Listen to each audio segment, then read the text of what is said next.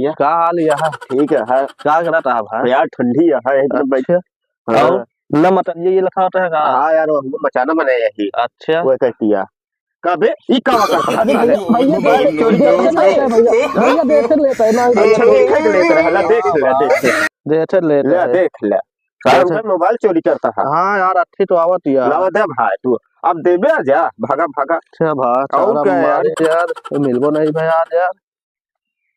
का भैया का करा था ना यार ऐसे रहे हैं यार। अच्छा भाई आज मतलब बताओगे करी नहीं यार आओ भैया। अब ठीक है भैया बढ़िया है का हाल चाल है? मस्त है भाई एकदम ठीक यार। है हाँ भाई एकदम बढ़िया है। ये क्या करता है ये क्या करता है भैया देख लेता है मोबाइल चुरा रहा है। देख लेता है भाई। देखा कि नहीं यार दोनों हमका बात में उलझावत रहा। अरे यार आप तो यार बहुत क्या समझाते हैं यार अब क्या करे थे।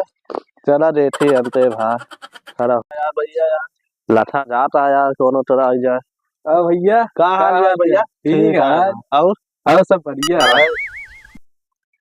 तू हमारा चुरावत यार तू अरे भैया चुरावत ना तू तो बड़ा चोर है जानता नहीं आवाज तू चुराव आई थे हां ना चुरावत हमारा